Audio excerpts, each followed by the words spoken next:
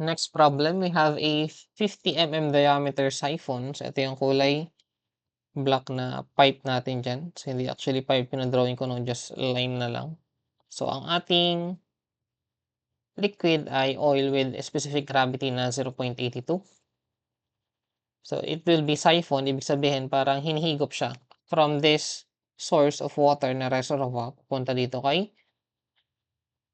section 3 natin. So, the head loss from point 1 to point 2 is 1.5 and the head loss from point 2 to point 3 is 2.4. So, tinatanong calculate the exit velocity. So, for part A, so when we say exit velocity, so saan ba mag-exit yung tubig? So, dito kay section 3. So, tinatanong what's the velocity at section 3. So, eto ang diameter ng ating buong pipe. Ibig sabihin, yan na rin yung diameter ng section 3 natin. So, if you want to get for the area at section 3, ito yung diameter niya, 50 mm.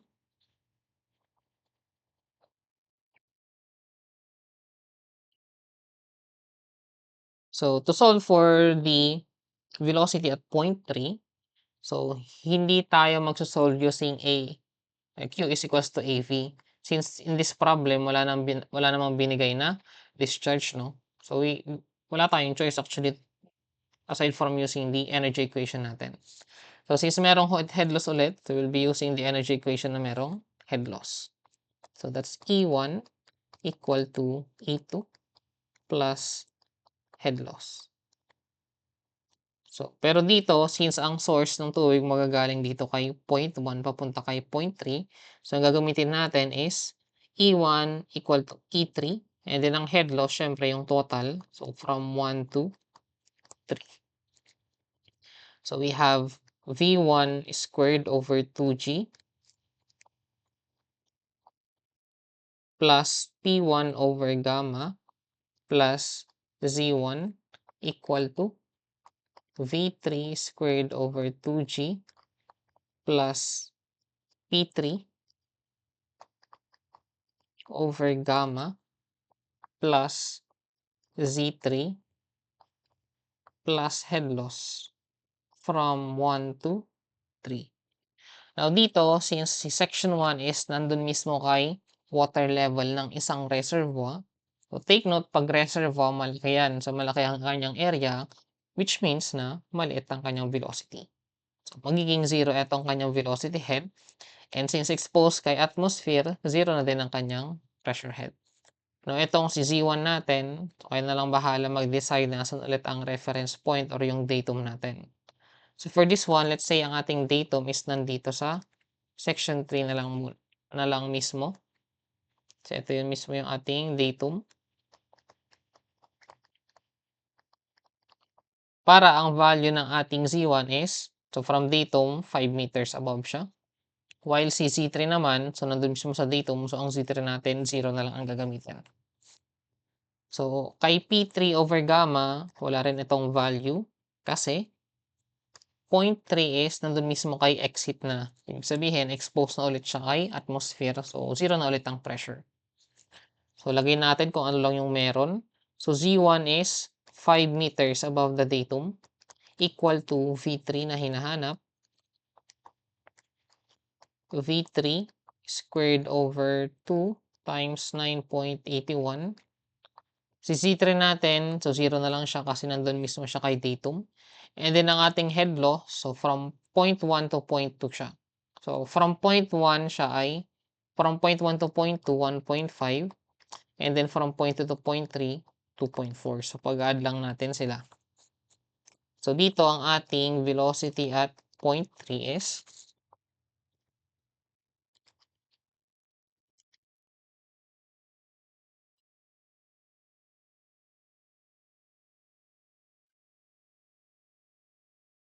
so we have V3 equal to,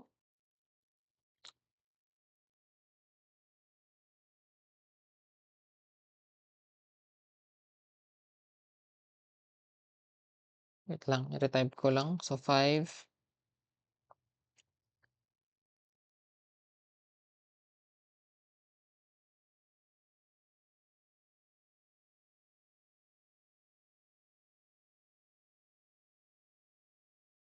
So you have 4.64564. This is in meter per second. So this is our answer for part A. Okay? Next for part B naman, tinatanong si discharge. So to get for the discharge, so dito na yung pwede tayong Q is equal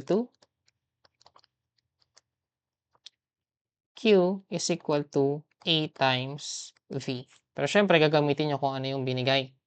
So dito wala namang binigay na actually constant naman yung diameter ng pipe natin, no? Pero ang velocity natin na gagamit, syempre saan ba nagkakaroon ng discharge? Dito mismo kay 0.3. So to get for the discharge, ang gamitin natin is area ni section 3, velocity ni section 3. So for the area, meron tayong 50 mm diameter na siphon. So that's pi over 4 times 50 mm, that's 0.05 squared, times the computed V3 in part A, 4.64564 meter per second. So ang ating discharge ay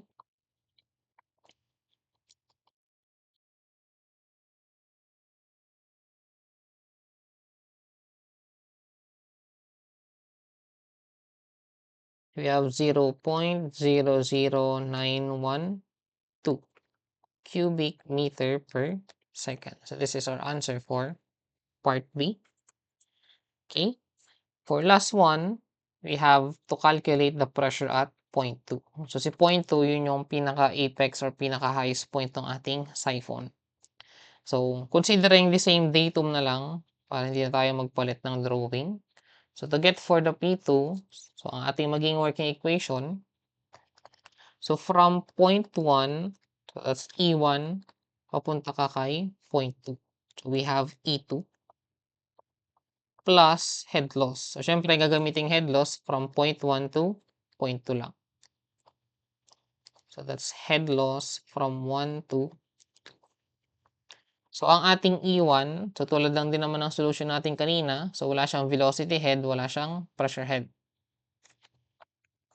So sulat na lang natin ng kompleto. So V1 squared over 2G plus P1 over gamma plus Z1 equal to V2 squared over 2G plus P2 over gamma plus Z2 plus head loss from point 1 to point 2. Okay? So since ang point 1 natin nandun sa mismong surface ng ating reservoir, so wala siyang velocity head, wala siyang pressure head. So dito ang matitira na lang ay Z1. So ang Z1 natin, considering this figure, so ang elevation ng point 1 natin is 5 meters above the datum, while sa elevation ng point 2 is 7 meters above the datum. Now dito, ang tinatanong kasi is the pressure at point 2. So eto, okay na tayo dito sa tatlong yan. So dito naman sa V2, so kailangan ba natin siyang i-recompute ulit? So actually hindi na. Since kung ano man yung pumapasok dito kay point 1, di ba yun na din naman ang lumalabas dito kay point 3. Ibig sabihin, na discharge at section 1, section 2, and section 3 ay pare-parehas lang din ulit. And since pare-parehas naman sila ng diameter, ibig sabihin, si V2 is equal lang din kay V3 na equal lang din kay V1. So si V2, ito na rin mismo siya. Yung na-compute natin as V3 na 4.64564.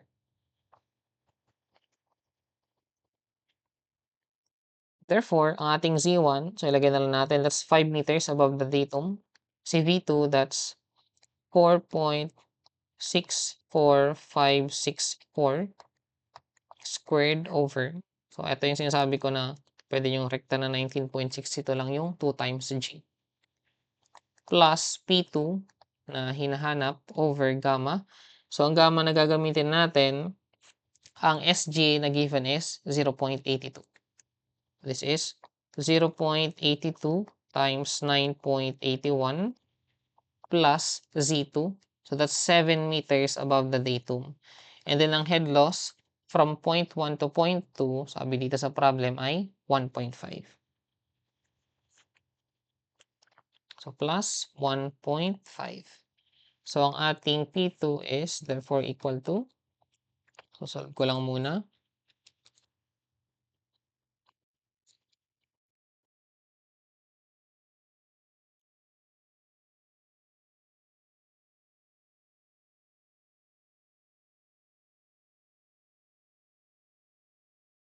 This is equal to negative 37.00331 kilopascals. So, pagdating naman kay pressure, okay lang siya na maging negative. So, dito since siphon nga siya, so sa siphon actually involves a negative pressure. So, kumbaga parang hinihigop niya, or that's a vacuum.